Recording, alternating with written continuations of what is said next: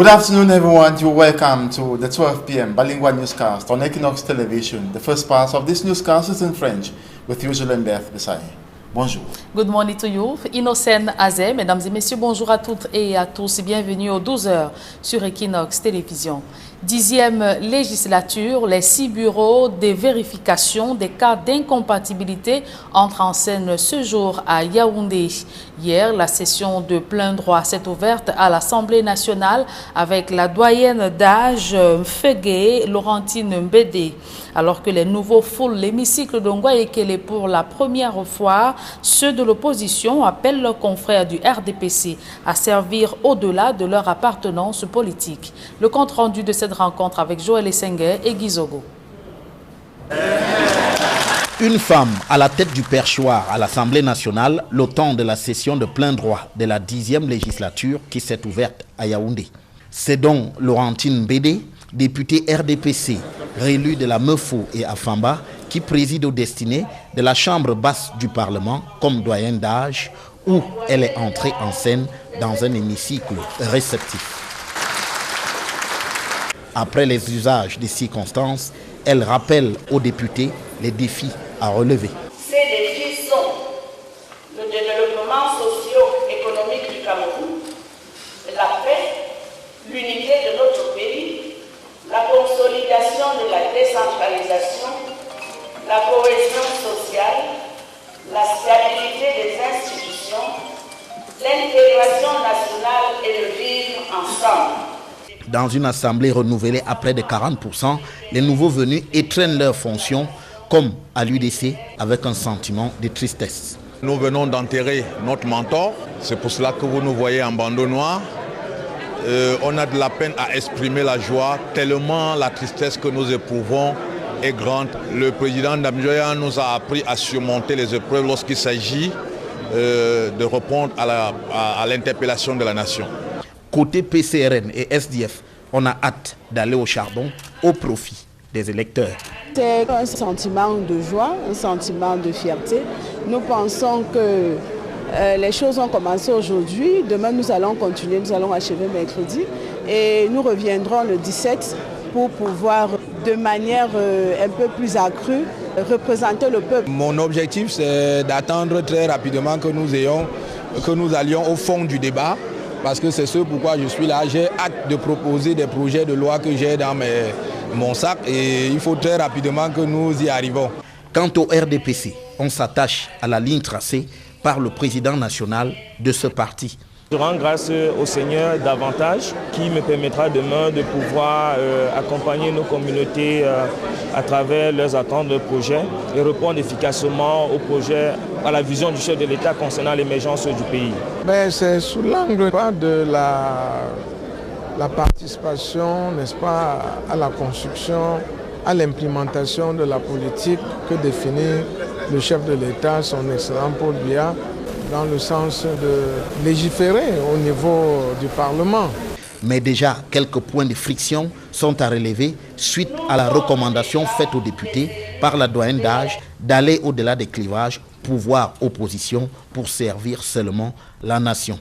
Que la majorité présidentielle l'entende, parce qu'il me semble que ce n'est pas l'opposition qui devrait être la cible de cette interpellation. Nous venons ici et l'opposition est toujours venue à l'Assemblée avec l'esprit de faire que le Parlement légifère et contrôle l'action de l'exécutif pour le seul intérêt de la nation camerounaise. Pendant les 2 jours qui viennent, les 6 commissions formées vont s'employer à vérifier les incompatibilités des députés. Puis viendra la délicate question de l'élection du bureau de l'Assemblée nationale, alors que Kavaïege Djibril n'a pas été aperçu au sein de l'hémicycle. Accusé d'avoir reçu de l'argent pour déstabiliser le Cameroun, le réseau des défenseurs des droits humains en Afrique centrale se réserve de traîner en justice le ministre de l'administration territoriale. La directrice exécutive du REDAC l'a affirmé hier au lendemain de la sortie de Paul Atangandi. Le compte rendu avec Claude Kwa, Sylvestre Hippolyte Zangao. Maximilien Ngombe et les autres membres du bureau exécutif du REDAC rejettent des propos tenus par Paul Atangandi. Le ministre de l'administration territoriale accuse cette ONG et bien d'autres d'avoir reçu plus de 5 milliards de francs CFA par des réseaux occultes pour déstabiliser le Cameroun. Des propos jugés graves par le réseau des défenseurs des droits humains en Afrique centrale qui annonce recourir à des voies prévues par la loi pour que le ministre de l'administration territoriale apporte des preuves de ces allégations. Le REDAC ne pêche pas en eau trouble. Il fait tout dans la transparence. Nous avons un siège connu de tous, y compris des agents de M. Paul Atangandi. Nous avons des comptes bancaires dont les mouvements de fonds sont vérifiables et vérifiés à tout moment par les services compétents. Au lieu que M. le ministre de l'administration territoriale brasse du vent, il devrait plutôt s'évertuer à confondre ses ennemis avec des faits probants et irréfutables afin que nul n'en ignore. M. Paul Atangandi ne doit pas oublier qu'il est injusticiable comme du reste, nous tous, et que le REDAC se réserve le droit de le traîner en justice en temps opportun pour apporter les preuves de ses calomnies. Le ministre de l'administration territoriale donne 60 jours à chaque ONG pour déposer dans ses services les rapports d'activité des exercices 2017-2018 et 2018-2019. Sur ce volet, le REDAC affirme ne pas se sentir concerné par cette interpellation, car ayant déjà rempli sa part du contrat. M. Atangandi sait pertinemment qu'il a reçu du REDAC le rapport d'activité sur les droits humains et les droits des défenseurs 2015-2017. Le rapport sur la documentation des cas de violation des droits humains avant, pendant et après l'élection présidentielle du 7 octobre 2018. Les travaux du 10e anniversaire du REDAC ainsi que les recommandations. Il n'a jamais daigné accuser réception. Face à la presse, la directrice exécutive du REDAC a condamné les massacres de Galim et Bamenda. Disons-le sans embâche et sans fioriture, il s'agit là, ni plus ni moins, d'une cruauté abjecte et inadmissible que le REDAC condamne avec fermeté. La sortie du réseau des défenseurs des droits humains en Afrique centrale sonne donc clairement comme la réponse du berger à la bergère. Premier conseil de communauté à la nouvelle mairie de Douala. Le nouveau maire élu Roger Mbassa Diné a échangé avec les grands conseillers ainsi que les 6 maires des communes d'arrondissement. Chacun a reçu ses attributs des mains du préfet du Vouri, représentant de l'État à cette cérémonie. De même que cette session était consacrée à la mise sur pied des commissions chargées de la supervision des différents axes de développement de la ville de Douala. Pour plus d'efficacité dans l'action, le nombre de commissions est passé de 4 à 6. Parmi ces commissions, celle des grands travaux a été appelée à plus d'acteurs au travail pour changer la physionomie de la ville de Douala. Je vous propose d'écouter le nouveau maire Roger Mbassa Diné au micro de Equinox Télévision. Les travaux en commission, vous le savez, représentent un volet très important de vos missions.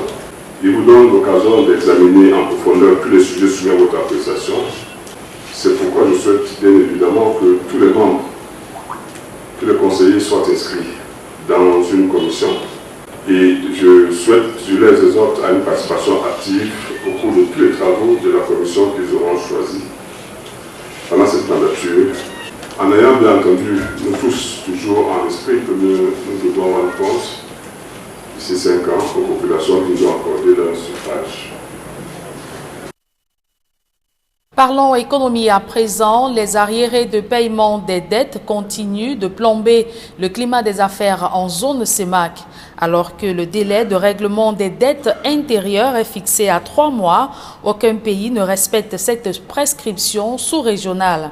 Le collège de surveillance multilatérale de la zone CEMAC recommande aux États de régler les crises sécuritaires afin de limiter les dépenses infructueuses. François Dikoumé, Donald Brice Kamgan. Le non-respect des délais de paiement, c'est le tendon d'Achille des politiques budgétaires de tous les pays de la CEMAC, apprend-on du collège de surveillance multilatérale de la sous-région. Le groupe d'experts qui achève 2 jours de travaux à Douala explique cet état de fait par des défaillances dans la gestion des dettes dans tous les 6 pays de la CEMAC où aucun ne parvient à respecter ces critères majeurs de convergence économique. Est-ce que l'information passe bien au niveau de la structure de gestion des finances publiques de nos pays? Parce que ça aussi. Est-ce qu'à date T, on maîtrise l'encours de la dette? Est-ce qu'à date T, on sait que la dette est payée réellement?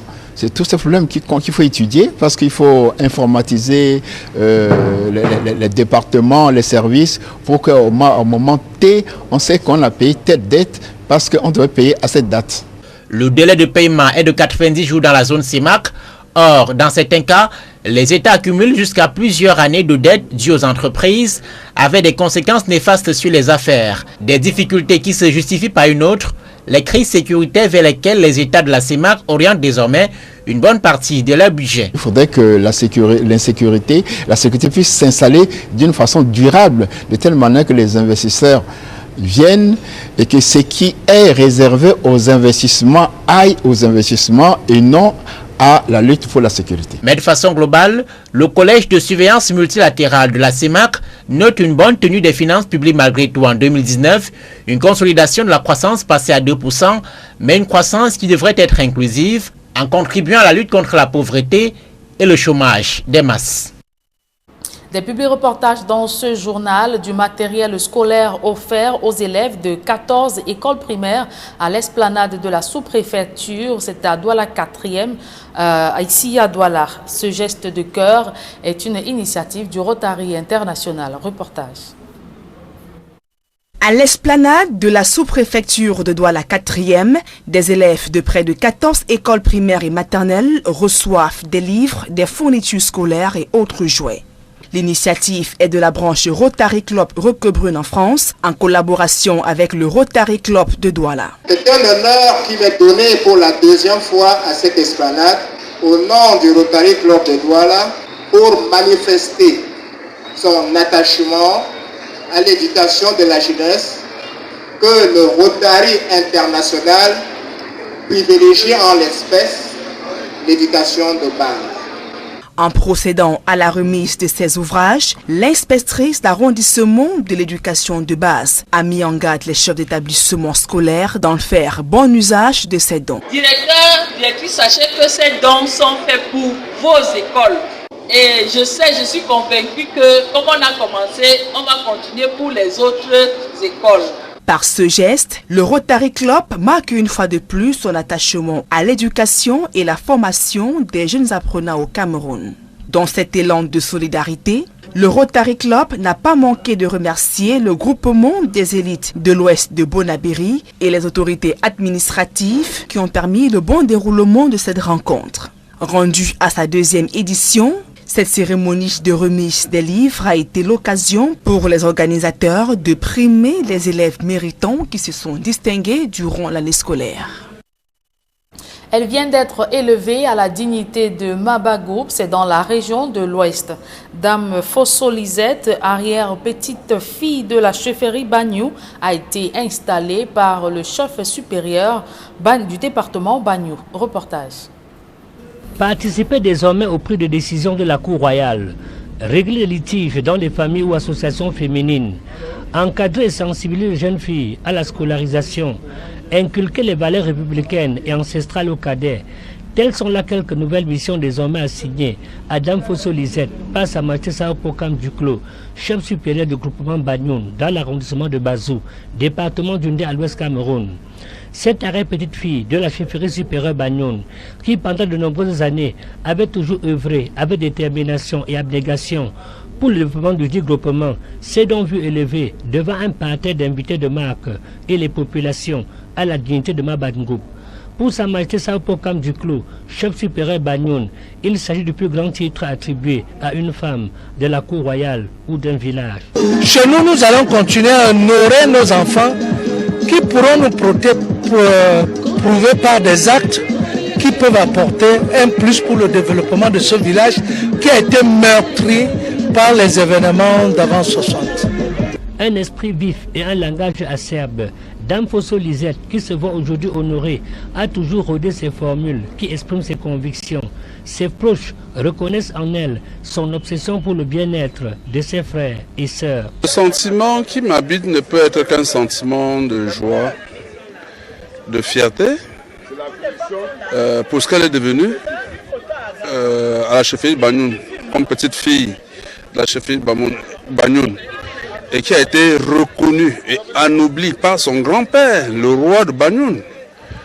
Et nous, ses frères qui venons de la famille Ndjambo Wanja, du côté du chef Bangoula, nous ne pouvons être que fiers. Cette femme de caractère, à la jovialité contagieuse, a démontré au fil des ans sa volonté de toujours aller de l'avant, malgré l'adversité à laquelle elle est régulièrement confrontée dans l'exercice de ses nombreuses responsabilités, tant dans son village natal que dans les associations où elle milite, comme en témoignent ses Amazones. Lisette aujourd'hui, nous sommes ses Amazones, nous sommes ses filles, nous sommes une famille et nous sommes heureuses de l'entourer aujourd'hui. Qu'elle se sente vraiment entourée par ses enfants et vraiment les mots nous manquent pour exprimer la joie que nous ressentons aujourd'hui. Aujourd'hui, nous sommes très honorés parce que maman, c'est une femme très charismatique. C'est une maman qui rassemble les enfants. C'est une maman, une mère des enfants, qui est conseillère au père. C'est une maman qui est très autoritaire, mais avec un grand cœur. Mue désormais par une volonté de rester non seulement au service de son prochain, mais surtout de son village, elle entend plus que jamais poursuivre son œuvre d'assistance aux personnes nécessiteuses de son groupement. Sentiment de joie. Je suis très heureuse parce que strong. C'est une grosse chaise et c'est une confiance. Si on ne te fait pas confiance, on ne peut pas te donner ce genre de titre. Donc, je suis heureuse et je sais que ce que le Père m'a donné comme titre, il ne va pas regretter. Bien sûr, je le fais même d'ailleurs avant d'être Mabangou. Je l'ai fait avant que le Père m'a donné cette confiance. Il sait que je suis d'une petite fille de la concession. J'ai toujours travaillé très fort pour cette concession. Chrétienne convaincue, une messe d'action de grâce avait la veille été initiée pour cette reine-mère au sens propre du terme, bouclée à la chefferie supérieure Bagnoun par une cérémonie qui restera pendant très longtemps gravée dans les mémoires. La suite de ce journal est en langue anglaise avec vous, Innocent Nazer. Good day once again. Thank you, Julien. Good day once more to you and to our viewers. Good day as well. Thanks for staying with us. The Network of Human Rights Defenders in Central Africa, REDAC, says it will sue the Minister of Territorial Administration, Paula Tanganji, to court to show proof REDAC collected funds from dubious sources in order to destabilize state institutions. This was revealed during a press conference in Douala yesterday, a day after the outing of the Minister of Territorial Administration, Paula Tanganji, in Yaoundé. More in the following report. Executive members of the Network of Human Rights Defenders in Central Africa, REDAC, refute accusations advanced by Paula Tanganji, Minister of Territorial Administration. They and other non-governmental organizations received over 5 billion francs CFA from dubious sources to destabilize Cameroon. Statements qualified as severe by REDAC that is determined to drag Minister Paula Tanganji to court to provide proofs of his allegations. Shamefully and unfortunately, this member of the government, like his other colleagues, has the wrong target, thus making himself guilty of false, slanderous and outrageous statement. Paul Tanganji must not forget that he is a litigant like the rest of us, and that REDAC reserves the right to take him to court in due course to bring evidence of his slanders. REDAC says it will not shiver because of the minister's sneeze and will stand still and remain transparent in its activities. REDAC, more serene and more than ever straight in his boots, has nothing to fear. REDAC does everything transparently. We have a headquarters known to all, including the agents of Mr. Paul Tanganji.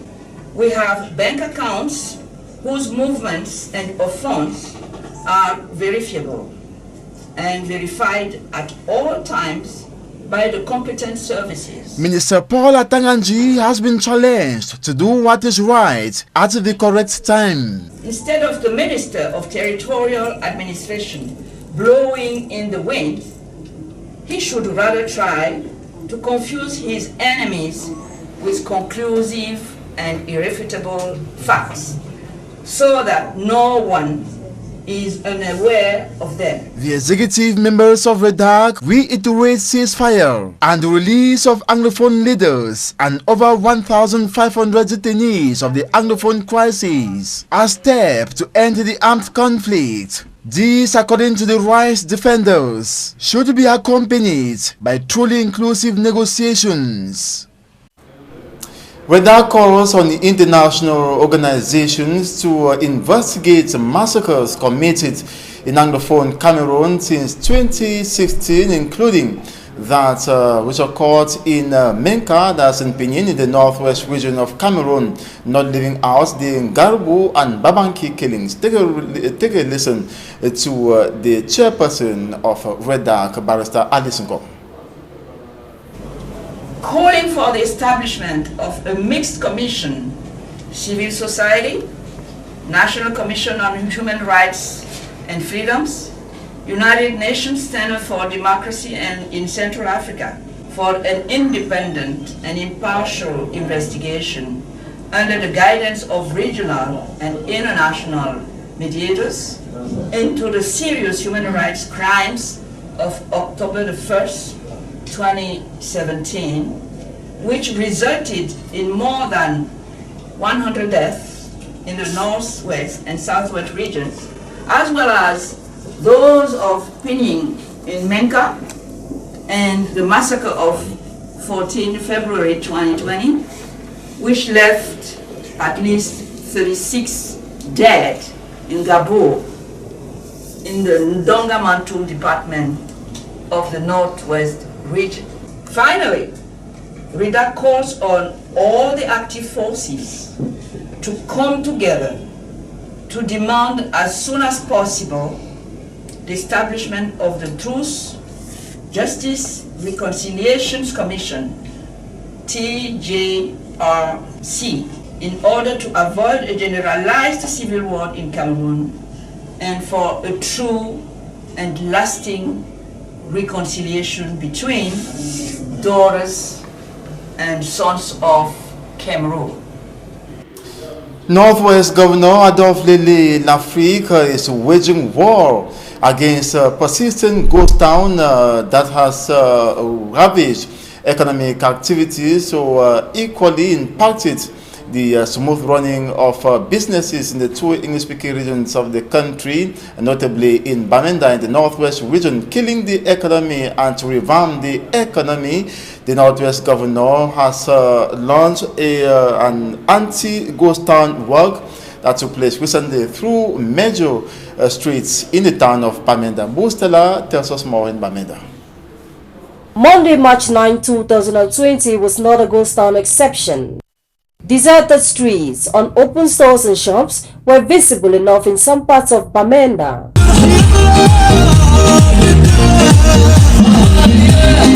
Authorities have been fighting the phenomenon of ghost town and lockdown through a sport walk every Monday with aims at rescuing the economy of the region.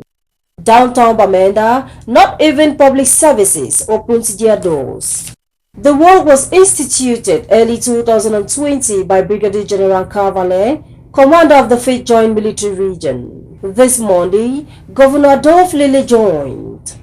I'm also appealing everybody to rally like one man, like the example we were shown today in Bamenda, to fight against ghost and lockdown, and asking the elite of the Northwest region, the political leaders, religious authorities, traditional rulers, civil servants, people of all walks of life, to mobilize themselves every day, do something towards life coming back to normalcy in the region, including joining us to march. It is a message we are sending to the whole region, to the entire nation, that despite the difficulties, the world Northwest stand united and strong.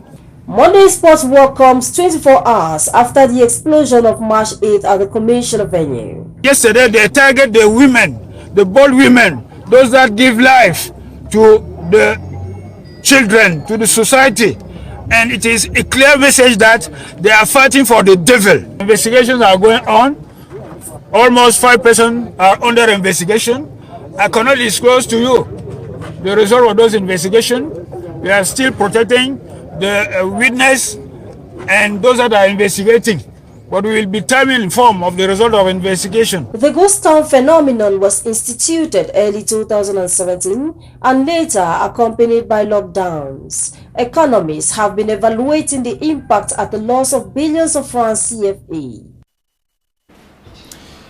And coming up next is an advertorial, and we'll tell you how the Aya Foundation is not relenting efforts in assisting victims of the war in the two English-speaking regions of the country, notably refugees who have returned from neighboring Nigeria and those who have been displaced in other French-speaking regions of the country. And these victims have been giving testimonies which pull tears down the cheeks. Details in this report.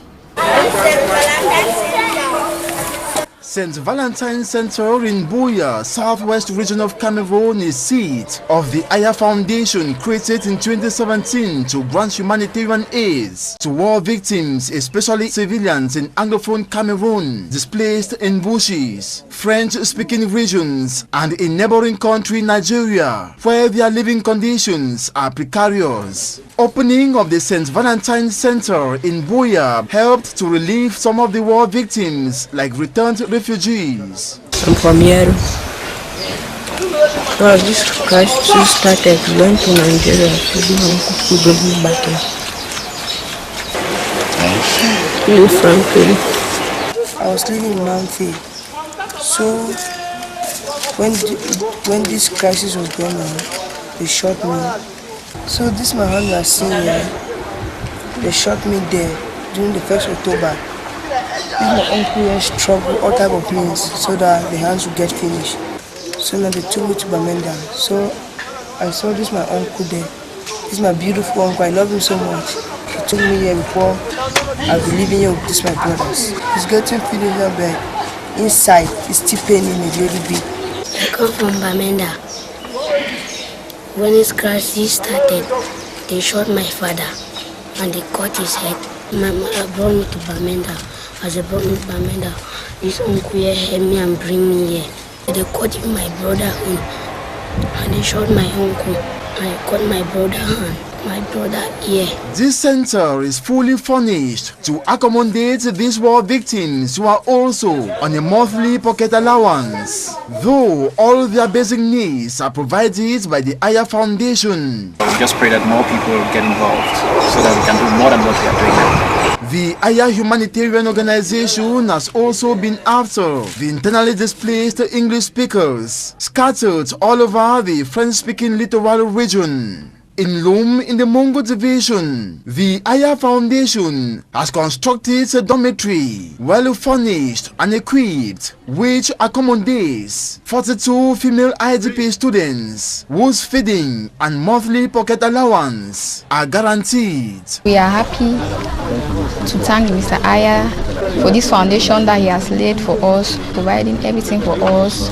beds, everything, food, clothes. They offer us pocket allowance, sometimes monthly. Their health and hygienic needs are also provided. When some of us are sick, he takes us to the hospital. He ensures that we are in the best condition. We want to thank the Aya Foundation and Mr. Aya for what he has been doing for us and what he's still to do for us. Consignments of foodstuff and bathing materials are also given to the IDP learners, irrespective of gender. We are instead motivated to do even more than what we are doing. We are very serene. God is greater than all. Aya Abine, founder and president of the Aya Foundation, and his team crossed the Mungo and Wuri rivers to hand over basic needs, comprising bags of rice, cartons of soap, and others to the over 300 IDPs residing in a residence in Makepe Misoke in the Douala 5 municipality. That were displayed over Equinox TV, and we were very encouraged to come here and support this our daddy to bring some assistance to the people that are from the north and southwest regions fleeing war. And we were very encouraged by the fact that he alone, with little or no means, with his family, is doing this to hundreds of people. This has really been wonderful to what Aya Foundation has come with to reconfort this displaced person, this IDP. If they can do that and to give education for our children, so we'll be very grateful. Aya Abine also promised to assist children of the IDPs go to school at all costs. The Aya Foundation, before it was blocked from crossing the border to enter Nigeria, had already effectuated 10 trips to camps in Nigeria, hosting refugees from the northwest and southwest regions of Cameroon. And that's it for this 12 p.m. bilingual newscast on Equinox Television. Thanks so much for watching. To have a wonderful day. Bonne journée à vous. Merci, je vous souhaite également une très bonne journée. Innocent Azem, mesdames et messieurs, merci d'avoir suivi cette édition bilingue du journal. Restez scotchés sur les programmes de la meilleure des télévisions.